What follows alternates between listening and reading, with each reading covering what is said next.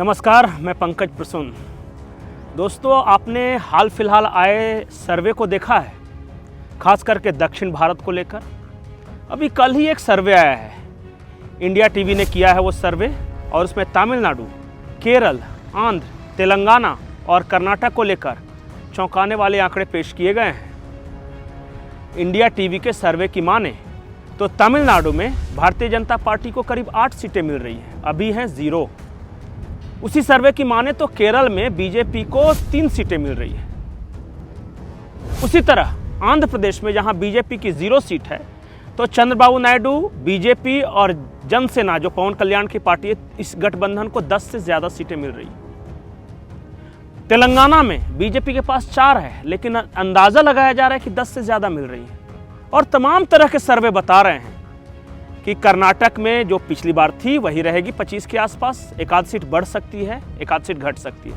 इसके अलावा केरला, तमिलनाडु, तेलंगाना और आंध्र प्रदेश में बीजेपी और उसके सहयोगियों की सीटें बढ़ रही हैं। आप कहेंगे कि सर्वे का क्या, जमीन पर यह सच्चाई नहीं हो सकती। मैं बताऊंगा कि वो सच्चाई कैसे है। और मैं ये नहीं कह रहा हूं या कोई सर्वे एजेंसी नहीं कर रही है, ये वहां बीजेपी विरोधी नेता ही कह रहे हैं। कुछ बयान आपको सुनाऊंगा, कुछ जमीन दिखाऊंगा, लेकिन उससे पहले आप हमारे चैनल को सब्सक्राइब कर लें, इस वीडियो को लाइक कर लें। दोस्तों, तमिलनाडु में सनातन को गाली देना या फिर डेंगू या मलेरिया कहने की बात पुरानी हो गई। अभी ताजा एक नया मामला आया है, और ये भी कोई छोटा मोटा नेता नहीं है। ये डीएमके के बड़े नेता एम राजा हैं, और ए राजा साहब केंद्र में मंत्री भी रह चुके हैं। वही 2G वाले ए राजा, आप लोग नाम समझ गए होंगे। अब उन्होंने आज एक बयान दिया है, और बयान कुछ यूं है कि मैं भारत को देश नहीं मानता, भारत कोई देश है ही नहीं, इंडिया सब कॉन्टिनेंट का नाम है, मैं भारत माता की जय का विरोध करता हूं, मैं जय श्री राम का विरोध करता हूं। ये सब वो शख्स बोल रहा है जनसभा में जो कभी इस देश का केंद्रीय मंत्री रह चुका है। यकीन न हो तो आप खुद सुन लें कि ए राजा डीएमके के नेता क्या कह रहे हैं। भारत एक देश नहीं है, मैं इसे एक देश नहीं मानता। भारत कभी एक राष्ट्र था भी नहीं। एक राष्ट्र का मतलब होता है एक संस्कृत, एक भाषा और एक समान परंपरा।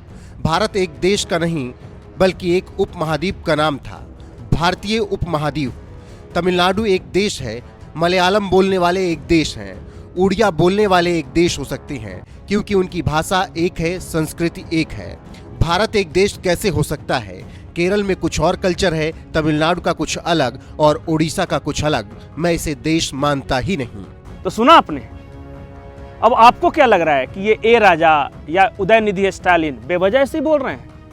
बेवजह सनातन को गाली दे रहे हैं या बेवजह भारत को गाली दे रहे हैं? कुछ तो कारण रहा होगा, कुछ तो वजह रही होगी, कोई यूं ही बेवफा नहीं होता।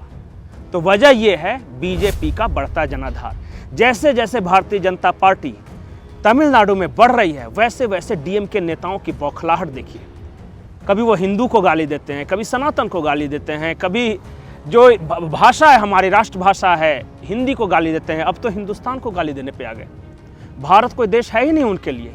बस वो भारत देश के लॉ के अनुसार चुनाव सिर्फ लड़ते हैं, वो भारत के संविधान के अनुसार लोकसभा की शपथ लेते हैं, लेकिन भारत कोई देश है नहीं। अब एक और विस्फोटक जानकारी।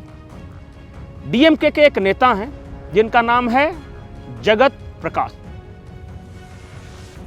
वो एक मीडिया चलाते हैं जिसका नाम है प्रेस 15, अखबार है, दिल्ली से भी निकलता है और अपने राज्य से भी निकलता है। अब स्टालिन के सबसे करीबी नेता ने पिछले कुछ दिनों में 2 महत्वपूर्ण शख्सियत से मुलाकात की है, और वो मैं तस्वीरें दिखा रहा हूं। एक हैं योगी आदित्यनाथ जी और दूसरे हैं उत्तराखंड के पुष्कर सिंह धामी जी।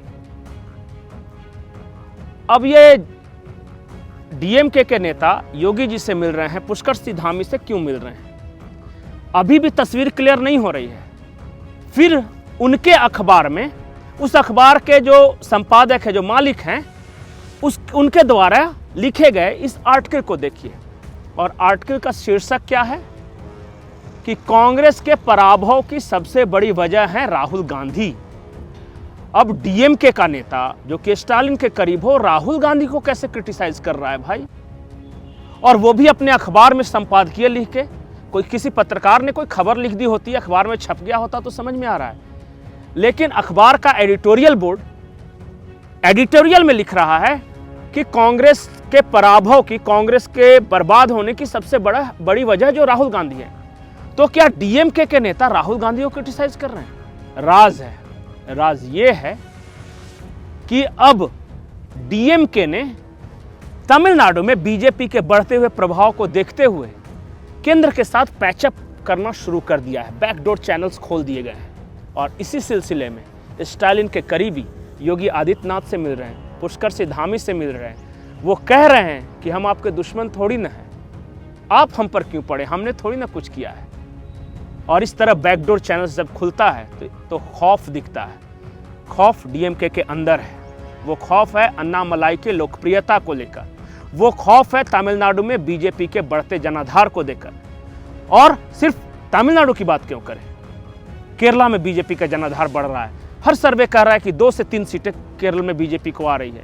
ये 2-3 सीटें नहीं हैं, ये उद्घाटन है। जिस राज्य में बीजेपी को 0 सीट मिली, वहां पे 2 से 3 आना भी अपने आप में आश्चर्य है। आंध्रा में बढ़ रही है बीजेपी, तमिलनाडु में बढ़ रही है, कर्नाटक में तो ऑलरेडी बीजेपी का अच्छा खासा संगठन है, जनाधार है, वो सरकार में भी रह चुके हैं। तो जो कांग्रेस वाले कहते थे ना कि बात करना है तो साउथ की बात करो, साउथ की बात करो, उत्तर भारत की क्या बात करते हो, साउथ में बीजेपी नहीं है, साउथ में बीजेपी नहीं है। तो 2024 के लोकसभा चुनाव में साउथ से भी करारा जवाब मिलेगा कि बीजेपी दक्षिण में भी है, उत्तर में भी है, पूरब में भी है, पश्चिम में भी है। और शायद इसी भरोसे की वजह से भारतीय जनता पार्टी ने खुद के लिए 370 और सहयोगियों के साथ मिलकर 400 का नारा दिया है। नमस्कार।